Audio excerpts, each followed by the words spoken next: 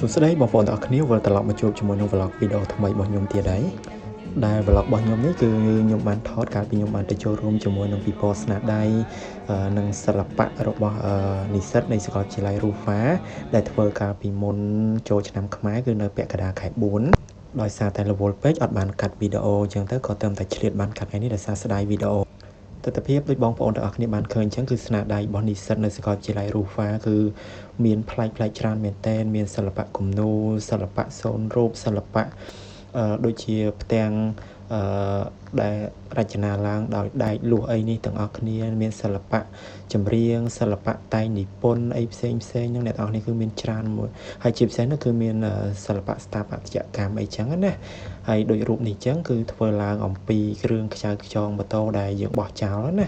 ហើយនេះគឺជា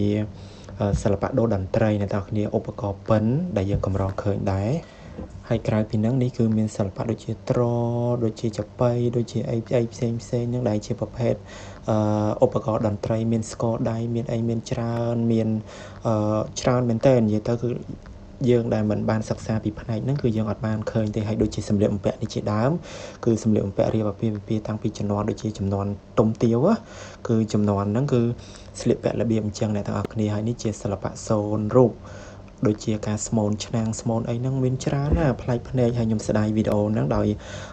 យូរដែរអត់បានកាត់ឥឡូវនឹកឃើញតែស្ដាយត្រូវតែយកមកកាត់ដើម្បីផុសនៅក្នុង channel YouTube សម្រាប់យើងអ្នកដែលអត់បានសិក្សាផ្នែកសិល្បៈនៅសាកលវិទ្យាល័យ Rufa គឺយើងអត់បានដឹងថាជំនាញនៅក្នុងសាកលនេះមានអីខ្លះទេដូចជាស្ថាបត្យកម្មនេះគឺពួកគាត់ចុះទៅសិក្សាពួកគាត់ចុះទៅស្រាវជ្រាវហើយគឺ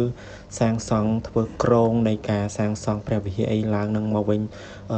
ដោយគំរូដើមទាំងអស់អ្នកទាំងអស់នេះនិយាយទៅគឺទៅសារការខិតខំប្រឹងប្រែងរបស់និស្សិតចំនួនក្រោយក្មេងៗចំនួនក្រោយគឺគាត់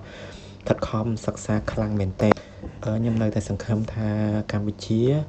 5ឆ្នាំឬ10ឆ្នាំទៅមុខទៀតនឹងមានការរីកចម្រើនខ្លាំងជាងនឹងដោយសារតែយើងសម្បូរទៅដោយធនធានមនុស្សល្អណាហើយបន្ទាប់ពីដើមមើលចប់យើងក៏ទស្សនាជាមួយនឹងការសម្ដែងនៅ